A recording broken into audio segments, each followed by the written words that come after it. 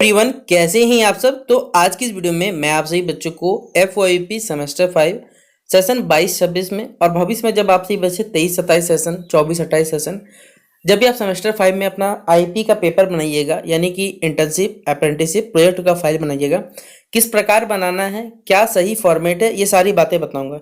अभी वर्तमान में सेमेस्टर 5 के जो भी बच्चे 22-26 सेशन के हैं, आपने अपना अपना जो PDF है या बेसिकली कहा जाए जो फाइल है, इसको कॉलेज में क्या करना है, सबमिट करना है। और आपको क्या करना है, 2 फाइल बेसिकली बनाने पड़ रहे हैं। ठीक है, 2 फाइल बनेगा, एक कॉलेज के पास रहेगा, एक यूनिवर्सिटी जाएगा।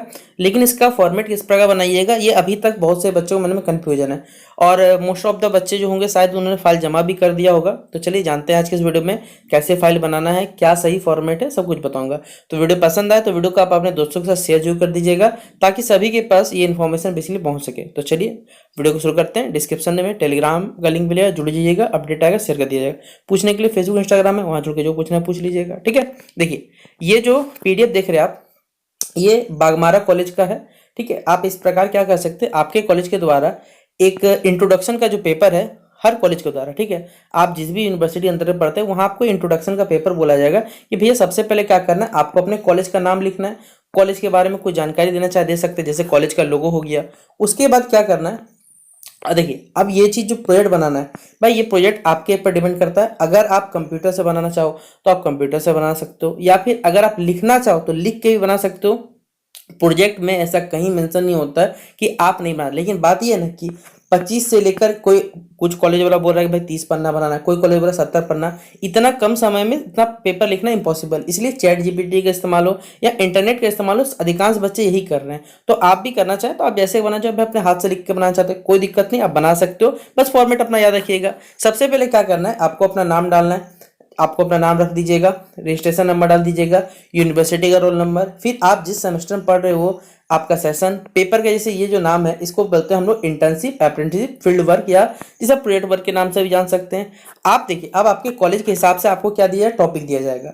आपको कॉलेज वाला बोलेगा कि भाई कोई 5 टॉपिक है, 5 टॉपिक में से कोई एक टॉपिक पे आप इसका प्रोजेक्ट बनाइए। तो आपको जो भी टॉपिक अच्छा लगता है आप अपने हिसाब से बना सकते हैं। जैसे ये जो प्रोजेक्ट है बेसिकली प्रोटीन सिंथेसिस के ऊपर बनाया हुआ है, और इसके देखिए बेसिकली ये जो हमारे पास अगर मान लीजिए कोई प्रोजेक्ट कर रहे हैं तो किसके अंडर में कर रहे हैं, जैसे कोई डिपार्टमेंट होगा। जैसे ये अगर बात की जाए तो मान के चलते भाई चलिए बायोलॉजी डिपार्टमेंट में, तो बॉटनी डिपार्टमेंट के अंतर्गत या जूलॉजी डिपार्टमेंट के अंतर्गत इनको रखा गया होगा।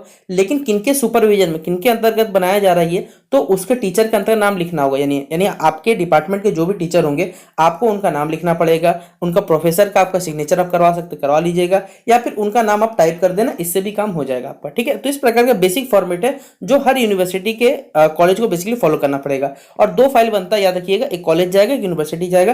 क्योंकि कॉलेज वाला बोलेगा कि भैया, कॉलेज वाला भी मार्क्स देगा ना आपको, 25 नंबर ऐसे थोड़ी देने वाला है। कॉलेज आपको क्या लगता है कि 25 नंबर कैसे देगा, यूनिवर्सिटी 75 नंबर देगा, वेरीफाई होता है 2 बार। ठीक है, उसके बाद क्या करना है, ये मान लीजिए आपने जो बनाया ये सही है गलत है, कैसे पता चलेगा, तो इसके लिए सर्टिफिकेट डाल दीजिएगा। ठीक है, कि ये बताता है this is to certified that कि आप एक स्टूडेंट है बागमारा, आप जो भी आपका कॉलेज का नाम होगा, जैसे ये बागमारा कॉलेज है, आपने अपना प्रोजेक्ट सही से कंप्लीट कर लिया है आपका एकेडमिक सेशन के अंतर्गत, और ये प्रोजेक्ट जो है आपके जो भी टीचर है उनके अंतर्गत आपने ये काम पूरा किया है। This information presented in this project is based on through research. आपने जो भी जानकारी यहाँ पर लिखी है वो सारे के सारे अपने रिसर्च के थ्रू, आपने जो भी अपना कह सकते हैं यहाँ पर अपना फील्ड वर्क दिमाग लगाया, उस एफर्ट से आपने क्या किया, इस प्रोजेक्ट को कंप्लीट किया। तो ये बेसिकली बातें होगी। अब देखिए यहाँ पर एक्नॉलेजमेंट में डाल देना है कि आपका आप जिसके आपके जो टीचर मतलब जो डिपार्टमेंट टीचर है, आपके उनके गाइडेंस के अंतर्गत उनके इंकरेजमेंट के साथ आपने क्या किया, इस प्रोजेक्ट को पूरा कंप्लीट किया। इस प्रकार का एक फॉर्मेट डाल दीजिएगा, बस आपका काम यहाँ पर हो जाएगा। ठीक है, इतना ही आपको क्या करना है, जो बेसिक फॉर्मेट है वो लिखना पड़ेगा। अब यहाँ से क्या है, अगर आप जो टॉपिक चुने हो, देखिए उस टॉपिक के अंतर्गत आपको क्या करना है, उस टॉपिक को कम से कम भाई 25 से 30 पन्ना लेके जाना है। तो आप कैसे लेके आओ खुद सोचो ना। तो आपने जो भी टॉपिक बनाया है, ठीक है, जैसे प्रोटीन सिंथेसिस है, उसको क्या किया, सबसे पहले डिकोड बोलिए, या फिर अगर मेरे भाषा में बोले जाए तो आप उसे पॉइंट वाइज करके क्या क्या आपने पेज नंबर में, जैसे मान लीजिए पॉइंट नंबर 1 है जिसमें ट्रांसक्रिप्शन है, पॉइंट नंबर 2 क्या है, ट्रांसलेशन है, पॉइंट नंबर 3 क्या है, जेनेटिक कोड के बारे में बताया, पॉइंट नंबर 4 में आपने रेगुलेशन और प्रोटीन सिंथेसिस बताया हुआ है, पॉइंट नंबर 5 में errors and mutation in protein बताया हुआ है, पॉइंट नंबर 6 जैसे हो गया पोस्ट ट्रांसलेशन एंड मॉडिफिकेशन बताया। फिर पॉइंट नंबर 7 जो है difference between prokaryotic and eukaryotic protein synthesis. और पॉइंट नंबर जो 8 हो गया हमारे पास राइबोसोम का क्या इस्तेमाल है या फिर क्या रोल है। और पॉइंट नंबर 9 यहाँ बताया हुआ है impact of antibiotics in protein synthesis. यानी आप देखिए क्या करिए, आपका जो भी टॉपिक होगा, चाहे आप हिस्ट्री के बना रहे हो भाई, आप किसी भी ऑनर्स के से कोई दिक्कत नहीं है, उस फाइल को क्या करिए कुछ भाग में क्या कर दिए बांट दिए। आपका जो टॉपिक है उसको टॉपिक वाइज लिखना क्या करिए अपने टॉपिक में इस्तेमाल करें। और इस प्रकार से पहले आपका बेसिक जो फॉर्मेट होता है वो इस्तेमाल होता है। आप किसी भी यूनिवर्सिटी को मैं बोल रहा हूँ आप ऐसा फॉर्मेट बना सकते हो, आप अपने हाथ से भी लिखना चाहो लिख सकते हो। लेकिन बात ये ना कि इतने बड़े बड़े पन्ने आप लिखोगे कैसे, 60-70 पेज भाई कैसे लिखोगे, ठीक है, इतने कम समय में। समय है एकदम आप बना के लिखो, आपको कोई मना नहीं करेगा। मार्केट में इंडेक्स पेपर भी आता है, आप चाहो तो इस चीज को बनाने के लिए इंडेक्स पेपर का भी इस्तेमाल कर सकते हो, बस ये जैसे आपको लगता है सही यहाँ पर, ठीक है। लेकिन जो बेसिक मैंने आपको बता दिया कि बेसिक क्या फॉर्मेट फॉलो करना उस प्रकार फॉलो करिएगा। अब देखिए क्या क्या लिखना है, जैसे ये तो हो गया आपका टेबल क्या क्या बनाने हैं, अब किस प्रकार लिखिएगा चलिए मैं वो भी आपको बताता हूँ अभी। जैसे देखिए सबसे स्टार्टिंग में हमने यहाँ क्या किया, इंट्रोडक्शन किया, प्रोटीन सिंथेसिस के बारे में बताना। मान लीजिए हमारा पॉइंट नंबर ए था कि भैया प्रोटीन सिंथेसिस का इंट्रोडक्शन दीजिए, तो आपने क्या किया यहाँ पर उसके बारे में कुछ जानकारी दी। उसके बाद आपने क्या किया, यहाँ पर कुछ पिक्चर्स का इस्तेमाल किया। आप इंटरनेट की सहायता से पिक्चर्स डाउनलोड करके लगा सकते हो लगा देना, या फिर अगर बनाना चाहो तो आप बना सकते हो, इस प्रकार फॉर्मेट फॉलो करिएगा। फिर सबसे पहले इसमें हमने क्या किया, ट्रांसक्रिप्शन जो कि न्यूक्लियस में बताया हुआ है उसके बारे में यहाँ पर कुछ जानकारी आपने यहाँ पर दे दिया। टेबल्स को बना लिया, देखिए हर पेज में यहाँ पर देखिए टेबल्स का हमने यहाँ पर रोज का कॉलम्स का इस्तेमाल किया। ट्रांसलेशन यहाँ हमने बनाया, साइटोप्लाज्म एट द राइबोसोम बताया हमने। फिर देखिए जो जो टॉपिक है हमने बोले कुछ ग्राफ्स का आप इस्तेमाल कर सकते हैं, कुछ ग्राफिक्स हमने इस्तेमाल किया, जैसे डीएनए का आरएनए में क्या होता है, डबल हेलिक्स स्ट्रक्चर होता है, इसका सिंगल हेलिक्स स्ट्रक्चर होता है, प्रोटीन कैसा होता है, एमिनो एसिड का बना होता है, लेकिन उसका एक डायग्राम के थ्रू है ना इन्होंने रिप्रेजेंटेशन किया। फिर ट्रांसक्रिप्शन बताया, क्या क्या ट्रांसक्रिप्शन स्टेप्स हो सकते हैं, इनिशिएशन बताया, एलोंगेशन बताया। इस प्रकार से देखिए पूरा एक पैटर्न को इन्होंने फॉलो किया। और देखिए आपका जो हर पेज है उस पेज को क्या किया जाता है, जैसे ये तो बेसिकली क्या बना हुआ है, ये डेस्कटॉप पे या आप बोलिए जब भैया आपका कंप्यूटर बना हुआ है, कंप्यूटर में चार आपने A4 साइज का पेपर खरीदा, A4 साइज तो ऐसे ही चार तरफ से घिरा हुआ होता है, तो उसमें तो कोई दिक्कत नहीं। लेकिन अगर कंप्यूटर बनाओगे तो भाई कंप्यूटर कैसे बनाओगे, तो इन्होंने क्या किया बेसिकली बॉर्डर एरिया में इसे घेर दिया, ठीक है।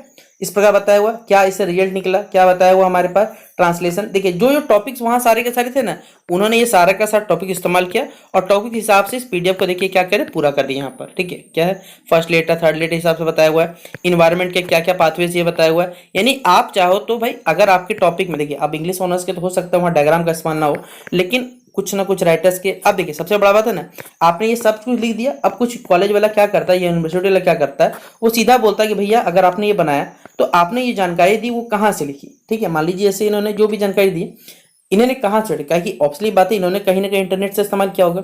अब इंटरनेट में जो भी जानकारी ये सारे के सारे जो जो चीजें हैं वो किसी न किसी बुक के अंतर्गत होंगे, तो आपने रेफरेंस किसका लिया ये बताना है। तो आप रेफरेंस में क्या करोगे, अगर चाहो तो अपने जो पहला जो बेसिकली मैं दिखा देता हूं आपको, चलिए वो आप लोग समझ जाइएगा कि कहाँ पर आपको कुछ ही ऐड करना है।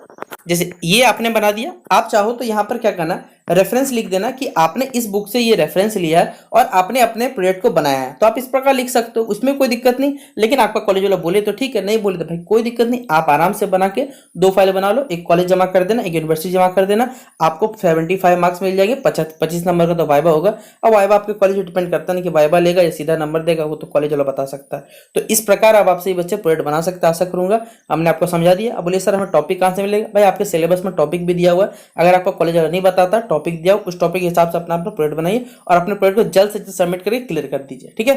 तो चलिए मिलते हैं नेक्स्ट वीडियो पे, जितना हो सके इस वीडियो को शेयर कर दीजिएगा। तब तक के लिए जय हिंद जय भारत और आप सभी बच्चों को बेस्ट ऑफ लक।